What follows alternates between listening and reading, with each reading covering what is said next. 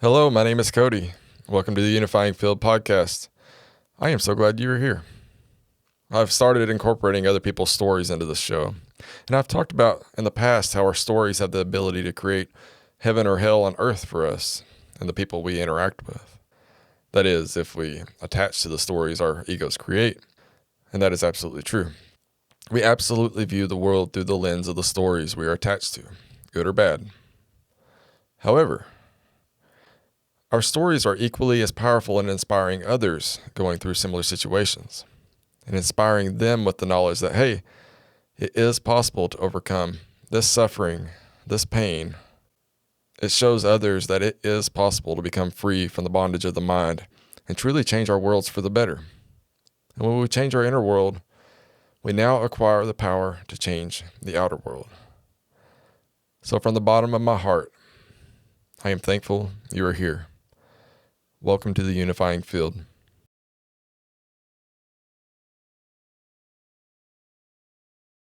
I would like to introduce a special guest today. This is Lydiah Urban we have with us. And if you would, just tell us a little bit about yourself. Yeah, absolutely.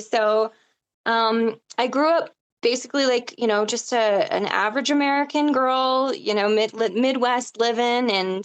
Um, I think all of us deal with some sort of trauma that helps us evolve and grow and expand. And I feel like my karma was front loaded in order for me to awaken to my purpose. And I feel like my purpose is to share the wisdom that I gained during some traumatic episodes of my life having to do with everything from addiction to domestic violence to demonic possession. And I feel like it kind of went into that role. Well, it went domestic violence and then addiction and then demonic possession.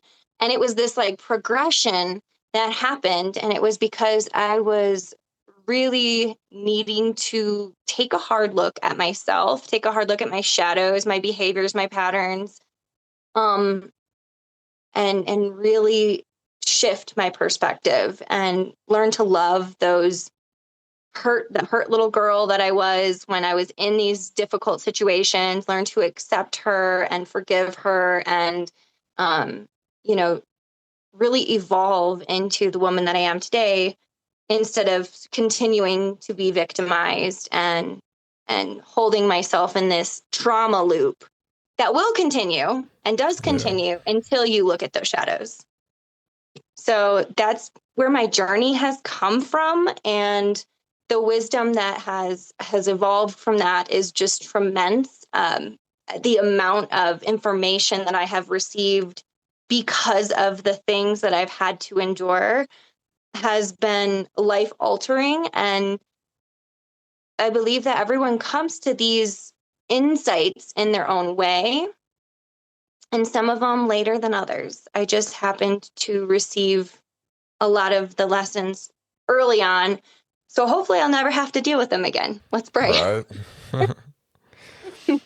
Well, to answer your question from earlier as to why I decided to start doing this was originally to try to do the same type of thing, and try to share my own wisdom, which I've done for the majority of the episodes that I have. But here recently, I feel like I've been pulled to. I feel like it's just kind of spontaneously happening that I want to hear everybody else's stories because we all have something that can help somebody else. Like there's this quote from Ram Dass where he said, "We're all just walking each other home."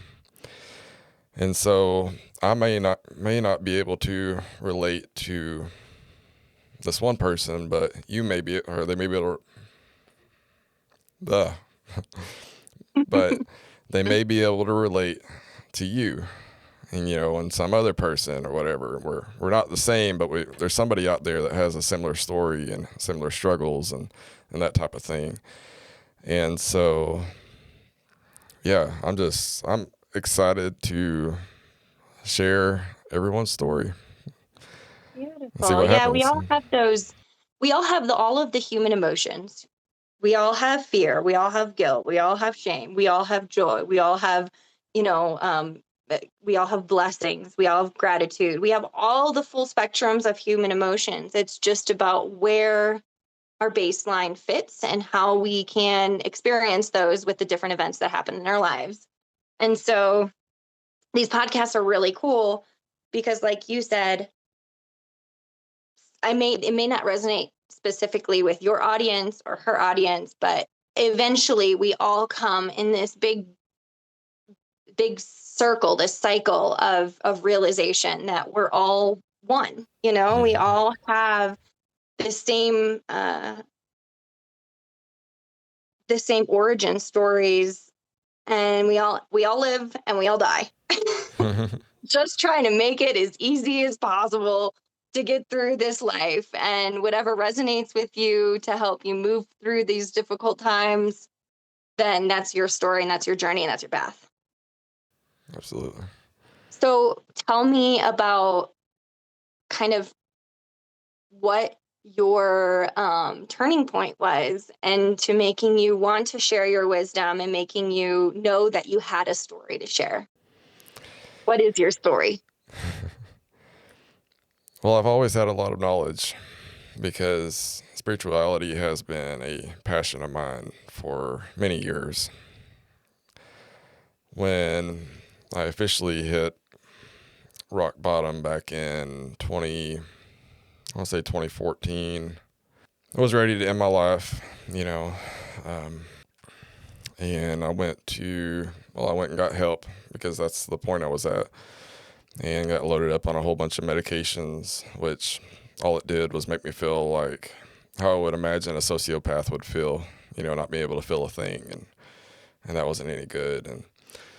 And so my uncle introduced me to meditation, and with that started opening up my mind to these other possibilities. And so over the years, I had different things that happened. For example, going back to school and and doing a final research paper on a religion that's not my own, and going to a Vietnamese Buddhist temple and having a great time with them. And I mean, it was just a bunch of things like that. But that really wasn't even the turning point. The turning point was when, I would hit rock bottom multiple times, but I would figure out that for probably the last 10 years or more, I've been spiritual bypassing and using meditation to get high, go up in consciousness. But, I didn't have like a framework or like a foundation. I didn't work through all my stuff pretty much. And, I would always crash and burn. And then in my most recent rock bottom moment, I finally decided to admit the truth that I wasn't a Christian anymore, which I think was huge. I had a lot of inner turmoil going on with that. And I decided to explore the darker side of things, and particularly, well, just about everything that's not Christianity, witchcraft and all that kind of stuff. And what I would come to realize is that we're always being guided. And I was being guided to work on my shadow. And once I started down that route, like I knew exactly what I was supposed to do. Like I just had this urge to, like, let's hit the shadow hard and start doing shadow work and stuff. And then because for many years I felt like I've been on a spiritual plateau, and I hadn't known what to do about that. But once I started doing shadow work, that was when I went over the edge of awakening or whatever. And also, like I've said this before in my other episodes, when I went to the dark, I didn't find the devil. For one, I found myself, and also I found God there. So Yeah, I got goosebumps. because I have a book that is in the works, and it's coming out, and it's called Meeting God in Hell.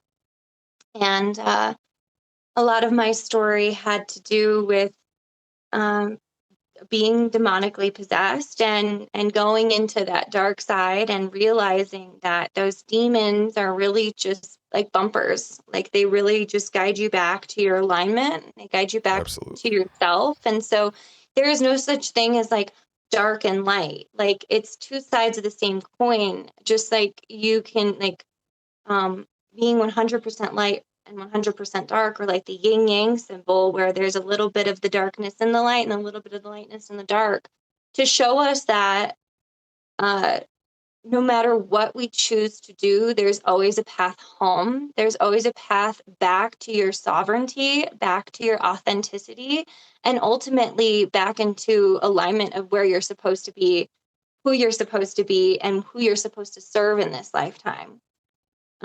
During my shadow work portion, it was really forced upon me. It wasn't that I was searching for it. It was the fact that I was running from myself and running from my truth.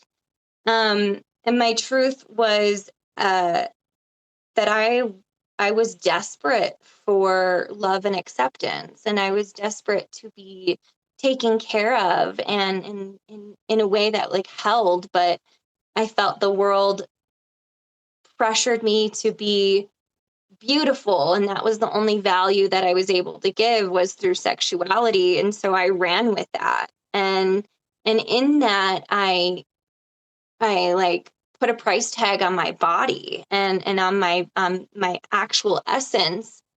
And no matter and there's nothing that can outprice your own physical sovereignty, your personal power, your physical body. Like nothing is more valuable than that. And I think a lot of times right now, especially with like OnlyFans, and my day, it was like just a bunch of cam girls and you know, people actually being forced to, or pressures, not forced, pressurized to exploit themselves because they see all these other girls online making a bunch of money, and it's like the biggest profit that a young woman can make super fast, but it's like at what cost? Right. And so my journey was really thrusted upon me to take a real hard look at who I was and how I was lying and manipulating and hurting others to validate myself, and to put myself on a higher pedestal and have more power, when ultimately I felt extremely powerless. And I had given my power away um by, you know, doing these different acts, and by the patterns that I was doing, I was giving my power away. And it was like this false, it was all false, it was all fake. Um, and so when I finally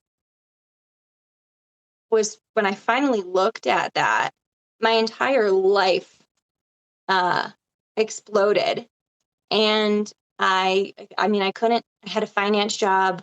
I couldn't keep that down. I had to quit my job, and then I was started to experience a lot of really heavy, dark dreams about rape and demons and them coming and stealing part of my soul and a part of my energy. I started. Uh, my boyfriend at the time started uh, channeling dark energies, and it was this I have a book out coming out about it on the 4th of March, called Breaking the Silence, and it's a collab book curated by Michelle Dewsbury, and it goes through what I went through in this demonic possession and how it started to come about, where he was literally flipping to different entities, and because our souls, both of me and him, we are in resonance. Both of our souls were so fractalized and so traumatized that within those fractals, there was energies that were able to creep in, but they were not energies that were foreign. They were energies that were already in our bodies, already in resonance with those energies. And so we came together and we started having this back and forth energy exchange where if he was being demonically possessed, I would have to sit and talk to these entities and try to figure out, why are you here? What do you want? I was literally interviewing these entities, and it Wow. felt like I was doing these like mind games because they were trying to manipulate me, trying to make me scared, and it was terrifying. It was absolutely freaking terrifying, especially me being a woman and I was a lot smaller than my boyfriend. Um, if these energies would come in, I never knew what was going to happen. Was it going to become physical? Was it going to become, was I going to get trapped in a room or like cornered? Like I, I was very much so terrified. But because I was curious and I stayed curious to try to figure out what the heck was going on, because I was literally in a horror film, I started interviewing whenever these things would come about, and I would um, hold my ground in who I am and start learning about different demons like Asmodeus and Lilith and all these different types of entities that would come through and what their purpose was. And so the main one that we were dealing with was Lilith, and she's supposedly Adam's first wife that wouldn't submit to him. Yeah. And so then she was cast down to hell and she became Satan's wife. And then her story is that she goes to men in their dreams and she sexually arouses them and then makes demons from the babies that they have, little demons. But there's also a light side to her. She's the protector of women. Yeah. She's the protector of women's sovereignty. And I believe that she came both to us because I wasn't being loving towards myself or my body. And my partner at the time was a womanizer. So he had been with a bunch of women. I'd been with men, and I wasn't taking care of myself. He wasn't taking care of himself. So this energy came in. It was bouncing back and forth between us to help wake us up to the fact that we need to respect ourselves and respect our bodies, and that our bodies are holy and they're a temple. And so this process was definitely awakening. To say the least. But I now I thank so dearly to these entities and these energies that came to us to help me and hopefully him. I'm not in contact with him anymore, but he seems to be doing well when I was in contact with him. But to help us overcome this part of us that was abusive and low vibrating and stuck in this low vibrational trauma loop of abuse and then disassociation, and then trying to find joy within the little joys that we can: alcohol, drugs, sex, partying, all that stuff. And then coming back and having to redo that trauma loop over and over and over and over, and just trying to run from the trauma instead of sit with it and really just be like, whoa, that was really uncomfortable, or whoa, that was super painful what I went through, and actually physically purging it out by crying, screaming, jumping, throwing up, going out in the woods. Like, if you do not process that trauma cycle, you'll get stuck. And when you get stuck and you press down or you suppress the trauma, it will eventually blow up your life. Blew up mine. Uh, and and that's not I'm not like fear mongering, but it is important to really just sit with the uncomfortable things and learn how to ask the questions, become curious, become non-judgmental, and understand that all of the darkness that is encompassing you, or negative things, or the, the voices in our head that say that you're not enough or you're not worthy or you're not lovable, are just ways to help you wake up to the fact that you are worthy and that you are lovable and that you are, that you can overcome this um, mental, emotional, psychological, spiritual warfare that we are all dealing with. Yeah, you definitely can't. I mean, we do our best to try, but you definitely can't suppress energy. I've said that before. That it's kind of, to me, it's like you're filling up a tank of energy, and energy can't be destroyed, and you just keep filling up your tank, and eventually you do blow up. And yeah, I've had that happen many times with my wife, and what should have been a simple argument turns into, we're almost done, with our marriage, and that has happened multiple times. But yeah, we definitely need the dark. Well, because one, okay, like you were talking about with the yin and yang, which is funny you brought that up, because I've been trying to draw, or not trying to write from my heart, and then just kind of write things that come to me. And I've been drawing the yin yang symbol a lot, and I think that was because I need to maintain balance in my life between the podcast and work and all that stuff. But according to the creation story, like that was the moment where there was duality, there was light and dark. So we couldn't have this existence without darkness or whatever. And then, everything would just be perfect, and we would have never left the mind of God. I don't know what your background on your beliefs are, but that's just the way I see it. So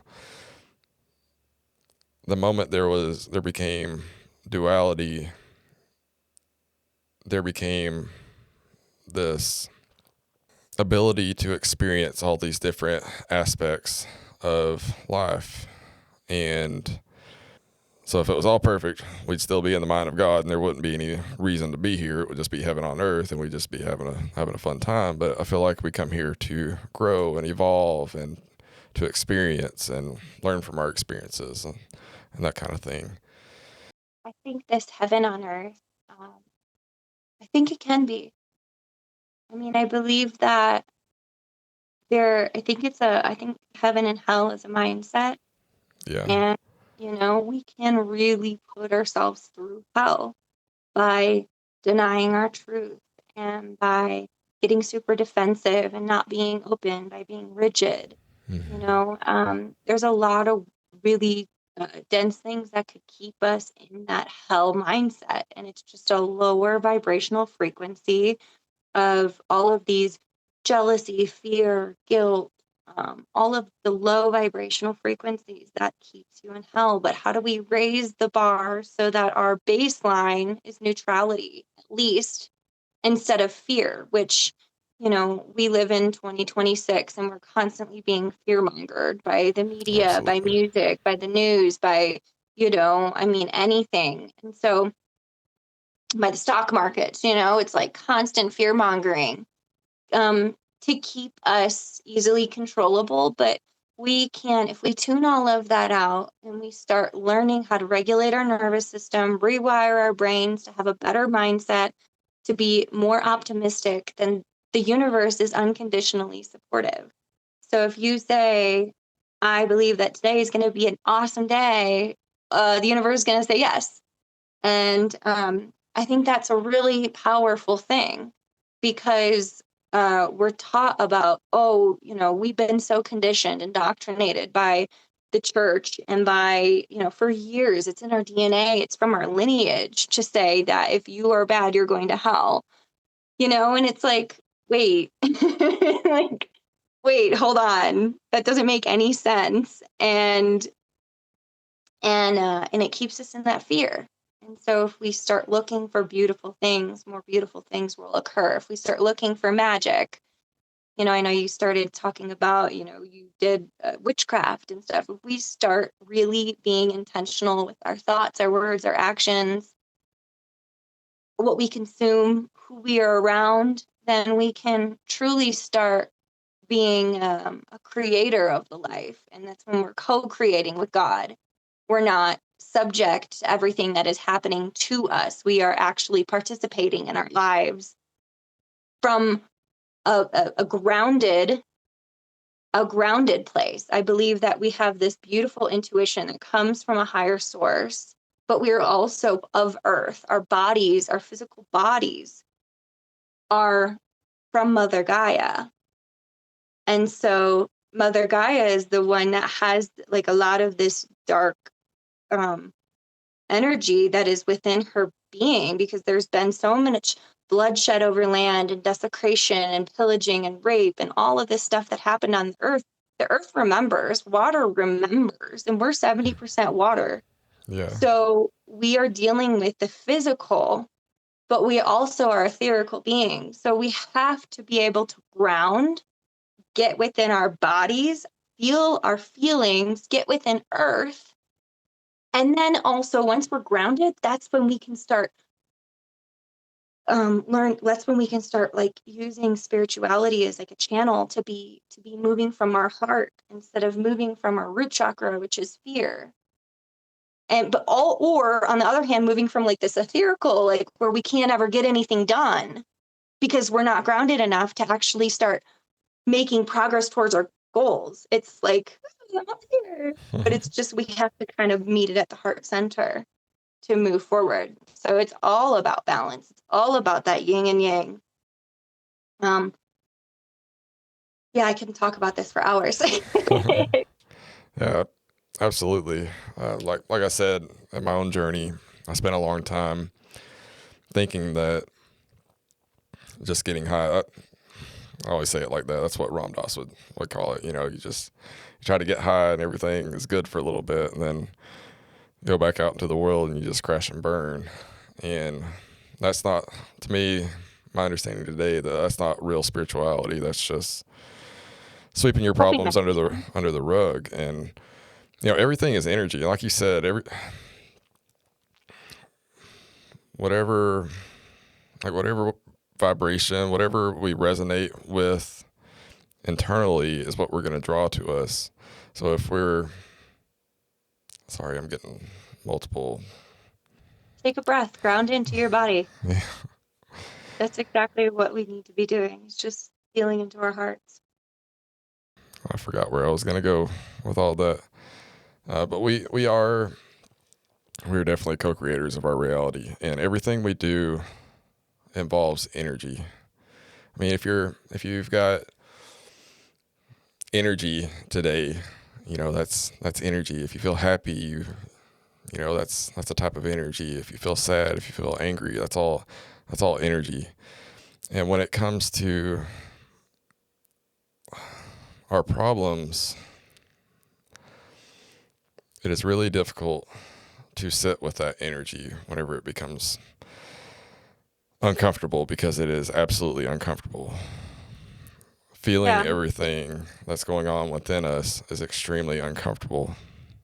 But when we learn how to do this and learn that it is only our mind expressing this feeling in our bodies, it becomes manageable. But it takes practice, and it takes courage to be able to sit inside the fire. That's the way I like to explain it. Is it's like you're sitting in the middle of a fire and just letting it burn through and do whatever it needs. Something that came to me last night about this specific thing was sitting with the uncomfortable feelings. We don't typically know we are uncomfortable until we start growing. And then we start realizing like once these uncomfortabilities start coming up, that's when you know you're healing. Because if you were uncomfortable, you're usually used to it. Like if you're really heavy, per se, you're used to having that extra weight. Or if you're always fearful, like I noticed this the other day, like I have a lot of fear in my body. And the reason I know that is because yesterday I was like, I have so much anxiety for no reason. And I know logically everything that is happening is okay. Like I'm fine. There's nothing really bad going on in my life. Why is it that I feel this fear? And the reason that I'm feeling the fear is because I'm have that time and space to be able to feel that and start looking at that fear with non-judgmental curiosity, feeling it in my body, trying to understand the complexities of it, because it's not just coming from one instance, it's coming from all of these different aspects that are coming at you all the time, societal, um, relationships, parental or spiritual or lineage, like or even just the foods that we eat, the musics that we consume. There's so much that is aiding. There's so many variables that aid to specific frequencies in your body. And I felt that I was dealing with so much fear. And I was like, you know what's kind of crazy is that before, it's not like anything before I was in so much fear, but I didn't feel it because I wasn't allowing it to come up because I was in fight or flight mode for so long. Now that I'm not in fight or flight mode, I'm able to actually like feel those fear coming up, and I'm like, whoa, like I need to go do some somatic therapies to try to process this out. But it's like when you start learning those tools, it's not that you constantly have to do the healing or constantly have to make your entire life about healing and ascending. It will naturally happen. But when you start having those tools, you can always go back to those tools and process and question and learn and sit with them and then finish that fight or flight cycle and move on until it comes again. And this is where we do that upward spiral of being the best version of yourself. Here's a recent example for myself. I've been an introvert all my life, so part of sharing my wisdom and trying to talk to people has been very difficult. And so my first interview the other day was with somebody I'd never met before, and I noticed a lot of fear inside me, and it was just, I'm very aware of these energies now, and for the rest of the day, like I was feeling it strongly, and I was like, you know what, if that interview really went as bad as what my ego is trying to say it did, then let's figure it out for sure. So I went and edited it that night, and I was like, that's pretty decent. Like, what are you? Yeah. And then it just goes away. So, yeah, And we're all here learning too, absolutely. like, I mean, everyone tries to put their best face forward, and they especially now with social media being so big that like people only give you the highlights of their life when in reality, like we all have so much shit that we're dealing with. Yeah, And it's about finding compassion for your fellow humans. And so like doing interviews like this, they're supposed to be raw. They're supposed to be crumble. You're not supposed to be great at everything, or yeah, especially when you're first starting out. Like you didn't know how to talk when you first were born. Like we all start off doing something that could be a beautiful thing. We start off like crap. yeah, We learn and we grow from it. So like bringing that whole concept back to emotional regulation, nervous system alignment, and um, dealing with our darkness or our demons or our shadows, it's not going to be pretty at first. Like it's going to like I can tell you so many stories of the crazy that I did in order to feel safe, and because I wasn't fully integrated within that shadow and that shadow was coming up and I was acting like a freaking nut. Like I have crazy stories, and you probably do too, and things that we could be ashamed about, but if we hold on to that shame, then we're just going to perpetrate the problem of not feeling like we're good enough to be seen, or not feeling like um we're allowed to be fully authentic or fully whole with the emotions that we're dealing with. yeah. That shame and guilt and that kind of stuff. That's the kind of stuff that creates the hell on earth. Mm-hmm. Those are some of the most lowest vibrating emotions: is shame, guilt, fear. And then you've got like apathy, and then you got like neutrality, and then you got like forgiveness, and then you've got like um like joy, and then you've got love, and then you've got total like authenticity, so it goes up this scale. And the more raw that you could be with yourself and others, the more real, the more honest, the higher you will vibrate. And the people that do not resonate with you will fall away. And the situations and the people and the jobs and the careers and the opportunities and everything that you want will eventually become aligned because you're acting within your highest vibration, within your authentic self. Yeah, that's the cool thing about this type of work. I mean, there's a lot of cool things. Like, it's so much better once you go over the edge. But I don't know, with me, it felt like I was finally able to let myself be vulnerable and not have to worry about being perfect and all this stuff. Like, you stop trying to maintain this persona, which is not really us. It's the trying to be the authentic version of yourself. But if you're wearing a mask all the time, which most of us do, we all fall into that. It's just kind of the way the mind operates, I guess. But the reality is, if we're all wearing these masks, like you said, we're all just seeing the highlights of everybody's life, but in reality, like, we're all struggling, like, we're all going through hell. And so if we're trying to one up each other all the time, with our mask, like, Well, it's perpetrated upon us. it That's the is. thing, is that the system isn't designed for harmony, community, reciprocity. It's designed to suck, like a Yeah. succubus, like literally sucking off of your energy, like your fear. I mean, it's all of this stuff is coming out with like the Epstein files and the super dark stuff. And I've actually known about this for years, and I've felt it in my body for years. And I mean, since I was a young girl, like, I felt that it was just something was off. And all of that is coming out, and it's really just there to show us our shadows of the world and show us that we cannot look away from the problems anymore.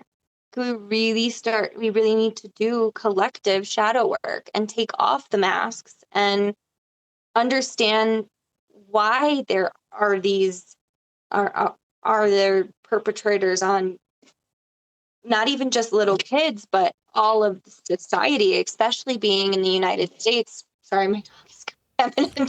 He's right here. But especially in the United States, where we're working harder than slaves did. Hey, what's going on? What are you having this? But we're working so hard.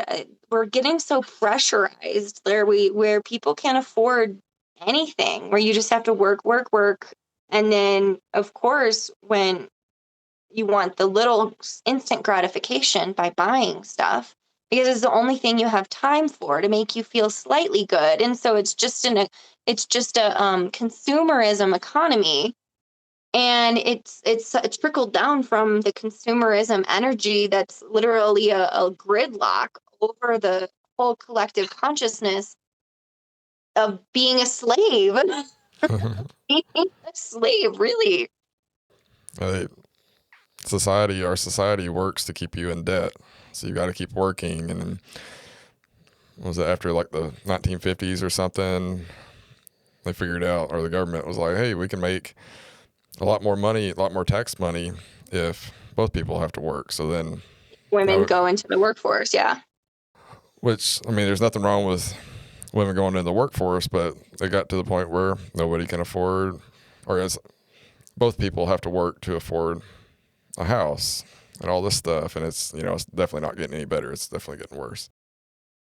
Yeah, the divide is happening greater it's, the rich are getting super, super mega uber rich, where it's like, we wouldn't even be able to fathom the difference between a millionaire and a billionaire. Even just one, like 1 million and 1 billion is astronomical. And when you look at somebody like Bill Gates, that literally has, that's in bed with like Pfizer and it's just everyone's in bed with one another, and there's so much insider trading, and it's all rigged against the collective population, and it's the 1% that literally owns the entire world and the entire resources. And we think about it and we're like, water's supposed to be free. Like, we are provided basically everything that we need to live by Mother Earth. And if we stop paying attention to all of the tricks and the societal pressures that we have, and start being vulnerable and authentic with our fellow brothers and sisters, our neighbors, we can start having these communities that form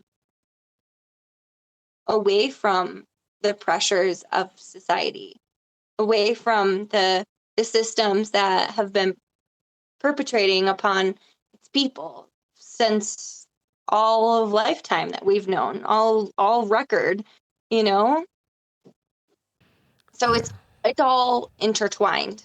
Like, the microcosm affects the macrocosm, and then the spiritual warfare that's going on right now is a direct relation to the things that are coming out in the news.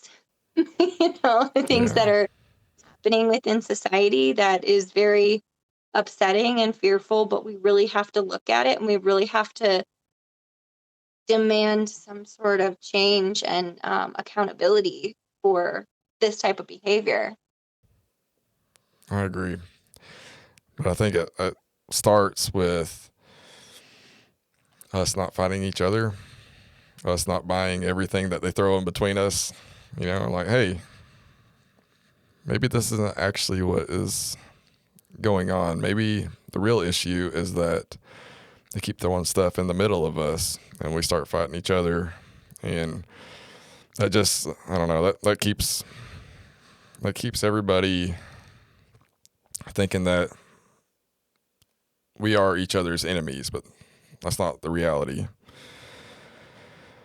Reality is, take a deep breath. See what is real in this moment. That's what's real. Absolutely. We have an opportunity right now to change all of it. And I think that we are all doing it on an individual standpoint and a collective. So the more that you do your own shadow work, the more that you recognize and so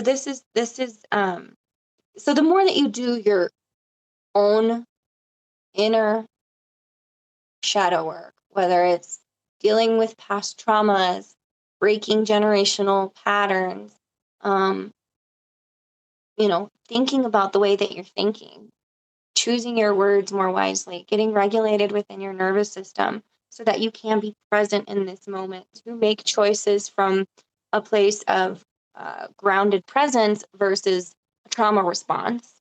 You're not being reactive. You would be responsive versus reactive. But doing all of that on an individual level will help raise the collective consciousness. Because if my baseline emotion is at joy, or if I'm doing all the personal work that I could possibly do to rid myself of trauma, to rewire my nervous system, all of that stuff on an inner standpoint, I'm going to be radiating more love and more joy and more forgiveness and more compassion. And that, then the people that I see on the bus, they'll feel that. And I get to sprinkle, sprinkle, sprinkle everyone with joy, just being me, just because I did the inner work. And I don't have to pay attention to all this crazy stuff. Yes, we do have to look at it. And yes, we do have to make this huge shift. But on an individual level, what we have to do to raise the collective consciousness is dive deep within our shadows and go through the mucky, gross stuff that we have to deal with that's very uncomfortable in order to become a better person. When you're a better person, your energy will radiate and infiltrate other people's energies, and they will start raising as well. And eventually we'll get past this. We won't have Yeah. to live in so much fear and so much scarcity and so much confusion all the time. It will be that we are living from a higher consciousness where we know not to poison our water. We know not to spray glyphosate on our foods. We know that there are certain um, frequencies and words in our music that actually make our bodies sick, that Yeah. cause disharmony and disease within our bodies. We will be aware and conscious enough to not drink alcohol on the weekends because we know it's poison, and that will eventually create a more harmonious society. Be the change. Yeah. Yeah. I mean, that's reflected in a lot of things. So the Hermetic principle of as within, so without. So whatever you hold within, that's your world on the outside. So, yeah, before we go and rise up and protest, let's do it from a better standpoint, a place of sovereignty where we're not reacting, as you said, from emotion and past traumas and all of that stuff, but we can respond from love, from the heart, and whatever protesting or whatever we may be doing, it's for the greater good of humanity and not just because we hate, the other side or whatever. And you also have to understand that rage needs to be felt.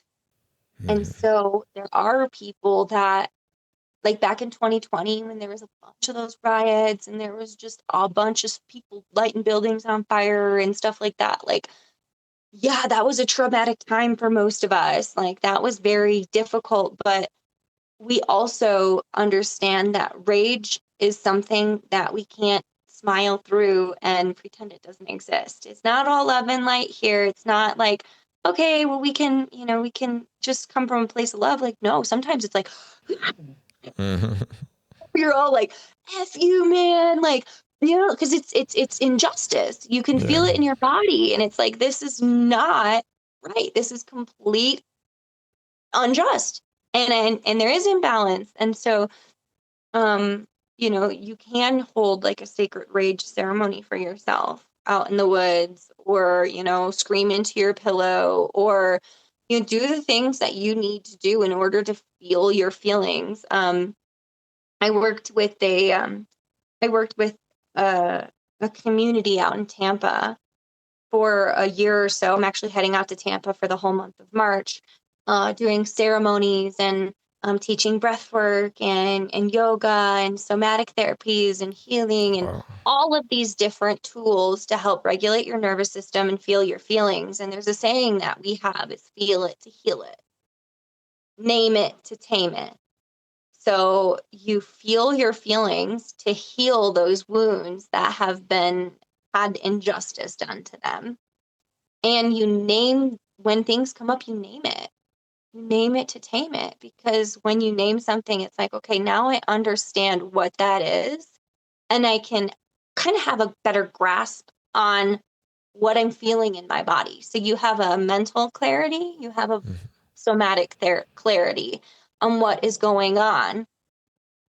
And so, yeah, there is a lot of crazy stuff going on in the world, but we also need to take accountability for our own bodies, our own reactions, our own responses to this reality. And a way to do that is to have a sacred rage ceremony for yourself. Light a fire, scream into the fire, ask the fire to take the things from you, write a piece of paper and write the most angry things that you want to write to the person that hurt you the most, and to the world, or to whomever. and you can crumple it up and you can, like feel it, like really tighten everything up and then go, like feel those things and then scream into the fire and burn that piece of paper and actually have a ritual for yourself, because it's not just, it isn't just having the knowledge of how to do things. It's about the embodiment of it and actually Yeah. allowing it to be released from your body and working with spirit to do so. Yeah. Fire is a spirit. The earth is spirit. Water is spirit. Like air, the breath is spirit. So working with these elements along with intention, along with a physical practice, along with a mental practice will help clear out traumas, help clear out the energies from your body, to transmute it, to bring it to a higher vibration. And in Hinduism, that reminds me of Kali. That's the big thing people call her in for, using her mantra, which I think, I may get this wrong, but it's Om Kreem Kali Kaye Namaha. And you can repeat that. And Kali Mana Kahe Namaha. Yeah. Kali Ma, she's a big guide of mine. that's awesome. Really powerful goddess that I call on when I'm going through some hard things. And another one that I really think is beautiful is actually, so Kali Ma helps transmute that energy. And then we've got Kuan Yi, who is also an ascended master, and she helps detach from suffering. So we have, a lot of the times we have these victim mindsets because it's our story and it becomes who we are, and we get addicted to the victimhood and we get addicted to suffering. And so Kuan Yi, her mantra is Om Mane Padme Hum. Om Mane Padme Hum. The Buddhists. Om Mane Padme Hum.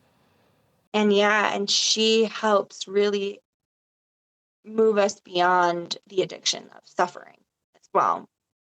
We don't have to suffer. There's going to be challenges, but we don't have to sit in and suffer in them. We can transmute them and move beyond them. Yeah. See if that's one of my guides as well. That is Hecate. And Oh she yes, Hecate. she helped me get through most of my anger. Yeah. So Tell me about a story about Hecate. I know that she helps out in the kitchen a lot, in the home a lot. I'm not really sure about that, but she is she's been around for a long time through history. She was a titaness, according to legend, and what was it? It was the Titans versus what was the other side? Anyways, it was Kronos was the big guy on that side, and then Zeus was on the other side. And Hecate, I guess she didn't really take sides, and she helped Zeus and all of them out, and then they overthrew that group, and that was kind of the origination story. But So tell me about your experience with Hecate. she,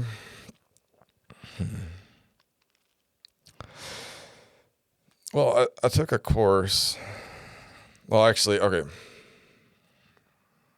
Let's back up a little further. When I decided to explore the dark side, I started looking into magic, and I explored planetary magic, which had some really interesting synchronicities during that, which kind of fascinated me and kind of made me think that maybe I was supposed to go down that route. But I started reading books, lots and lots of books, or listening to them on Audible.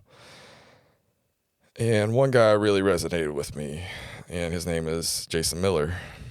and he's a pretty well-known occultist, and he talks about Hecate a lot. And one of his babies is a course called the Sorcery of Hecate, and it's a 7-month long course, which I did. And I did it faithfully, doing ritual every day. And I really resonate with Hecate's energy. I'm not really sure a whole lot to say about it because I can't say that I'm any good at magic or anything like that right now. But what I can say is when we started incorporating the infernal side of her, I just had in my intuition the knowing of what I was supposed to do. And so I worked with her to uproot my anger. And I would do that every weekend for a while. Work with that side of her in the dark, repeating her mantra for that specific form that she has. And yeah, over the next several days, it would just pull everything up to the surface for me to feel. And then, I'd have my daily meditation work, and everything that was supposed to be released would come to me like just really easy. She would just let me know what I needed to let go of and move on. So my story with her is more that she was the catalyst for getting over my plateau and actually awakening, if you will. Yeah, I think that we all have specific guides that help us through different times, and it'll come to you when you are open to it. And even Yeshua, Jesus, Yahweh, is a big guide of a lot of us, but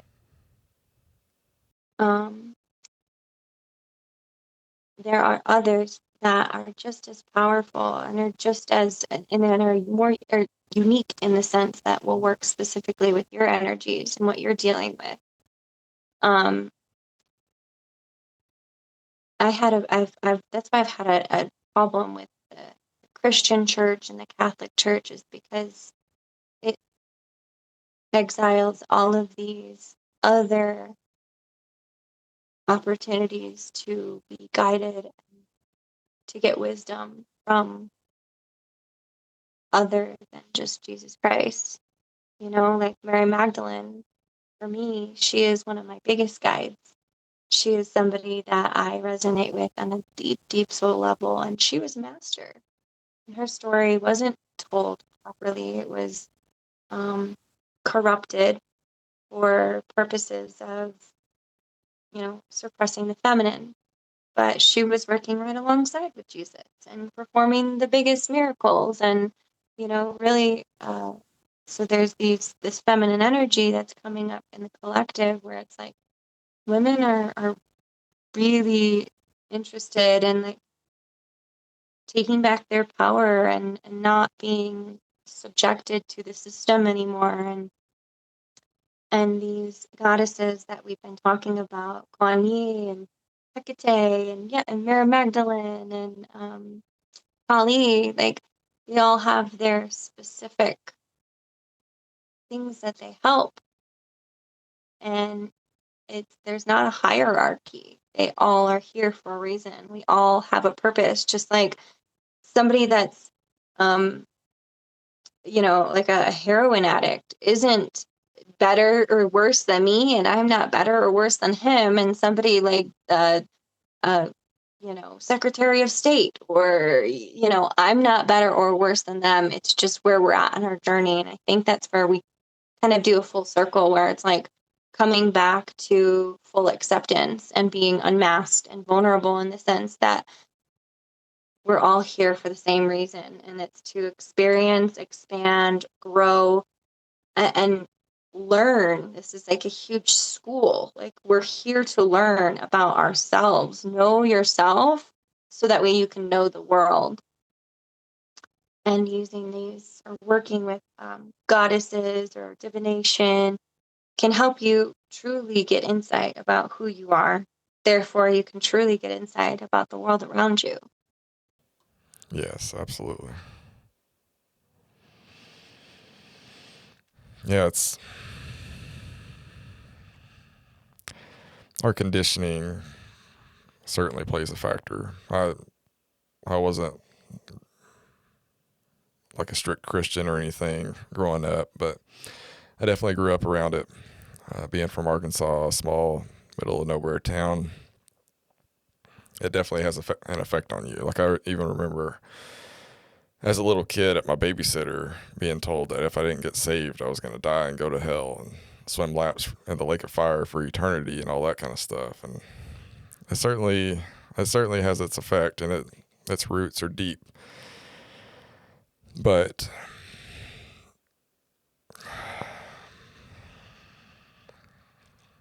I don't know. Maybe like you were saying, you were kind of forced to deal with your shit. I think I was too, and maybe that's the way it is for most of us because we don't like to be uncomfortable. It's uncomfortable being uncomfortable.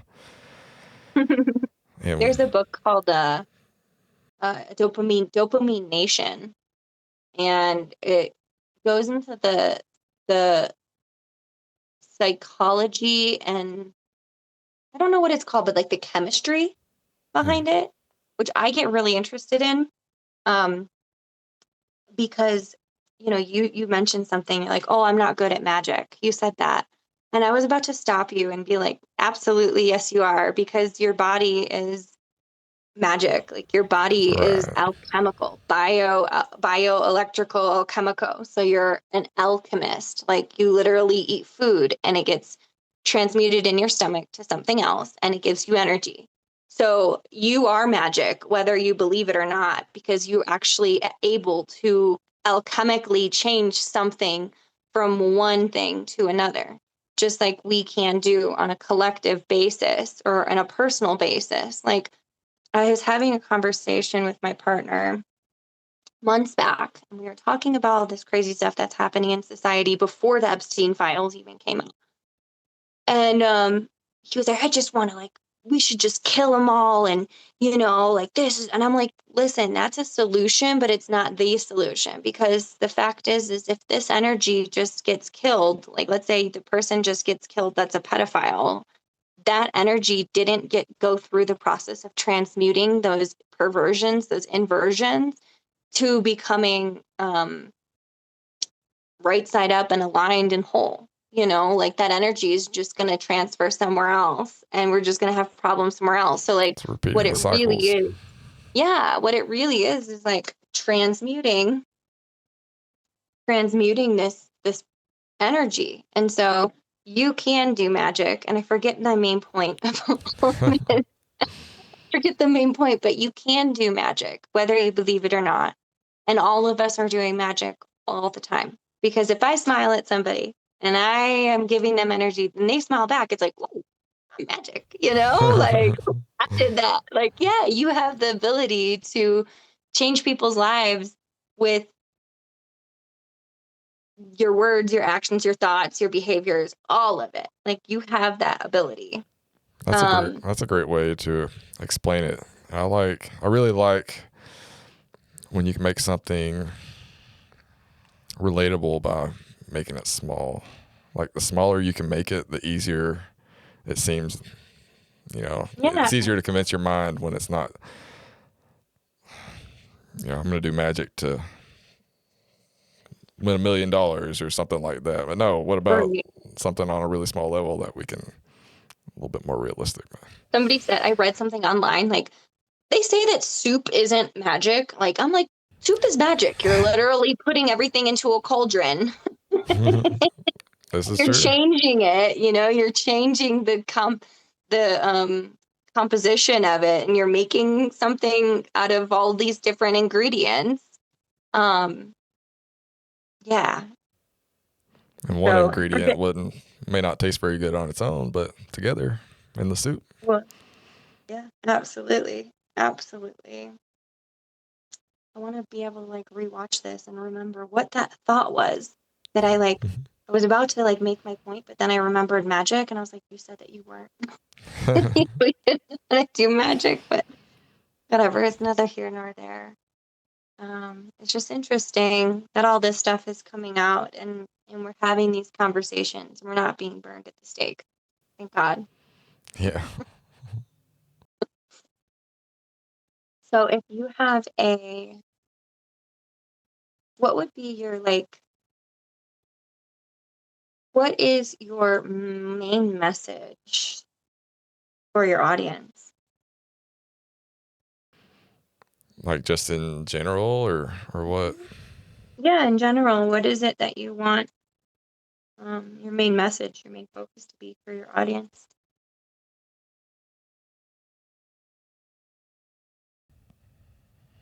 That's a tough one.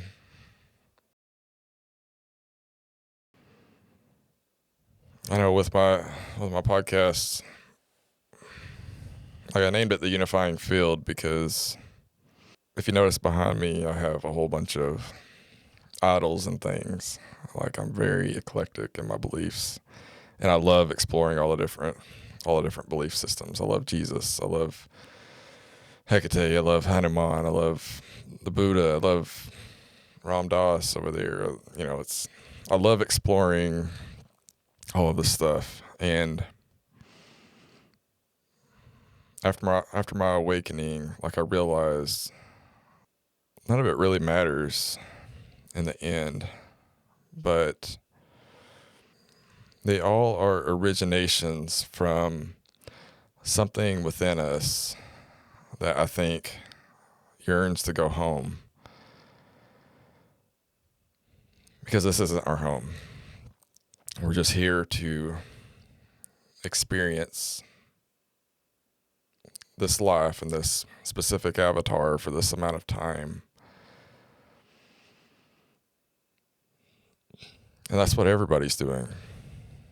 And while I believe that we're all ultimately projections of God,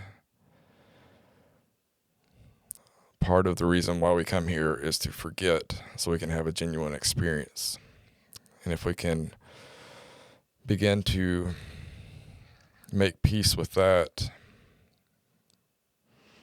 we would be a little less hard on ourselves when we stumble. And we might start to take the mask off of ourselves. And by being able to do that, we can help others take their mask off. And yeah, we could do the thing that I would like this podcast to do, which is to unite people. I'm wearing a shirt that's called the United Front. Very nice. So I think it's appropriate, and it's 222 here. It's all about balance and harmony. Um, I like that. Yeah, to come together and realize that we're all in this together, and we're all part of spirit. And regardless of the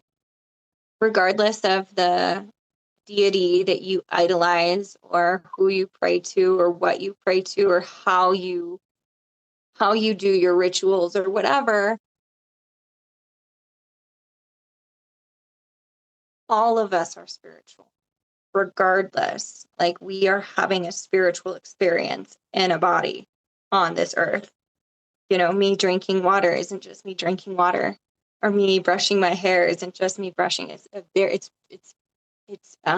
ritualistic. Everything. Life is a ceremony. There's a song that you should check out. It's called "Life's a Ceremony," and I'll send it to you, and it's amazing. And it really just puts in perspective that everything we can do can be sacred if we choose to make it that way. And it doesn't matter who you pray to, it's just about becoming the best version of yourself. And my message with everything that I do is just finding honesty within yourself and being honest with others. Because if you can be fully honest, you can become fully authentic. And you don't need to hide. And there's no shame, and there's no guilt, and there's no fear. And we're all here to support collectively. We're supporting each other collectively. We're all walking each other home. We're all walking each other home. Full cycle. Beautiful. I love that. Well, I'd love to I'd love to maybe send you a link to my book that's coming out. It's called Breaking the Silence. Um, and it tells my story about uh, demonic possession. And it's a good read, but it also shares a lot about the tools and tricks that we can do in order to come back home to ourselves and to come back to fullness, wholeness, and learn how to process our trauma, connect with ourselves, connect with earth, connect with God, connect with each other. So there's a lot of beautiful tips in there, and I'd love for you to read it. Our launch date is on March 4th, and we Soon. have, go ahead. So that's soon. That's awesome. Yeah, it's March 4th, and really excited for it. So we're doing an Amazon bestseller campaign. So if you or any of your audience wants to purchase it, it'll be the best to purchase it on March 4th. That way we can make it an Amazon bestseller. So that's really exciting. And if you'd like to hear more about me, you can connect with me on my Instagram. It's just Lydiah Urban, or my website, lydiaurban.com. Sounds great. Well, I very much appreciate you doing this interview with me. Maybe you can come on again sometime. Yeah, it was fun. We have a lot that we can uncover and a lot that we can talk about. I can talk about this stuff forever. I know Me too. my journey has been very powerful, and I feel like I'm really learning how to ground in being fully present. So, yeah, thank you so much for having me, and I'd love to do it. Awesome.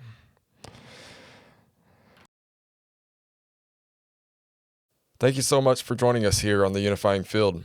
If this type of content resonated with you, please like, comment, and subscribe. If you would like to share your story as a guest or discuss a spiritual topic you are passionate about, please message me on one of the many platforms I am on at the Unifying Field. And I will end this by saying Namaste, which means the divine in me honors the divine in you. Bye, everybody.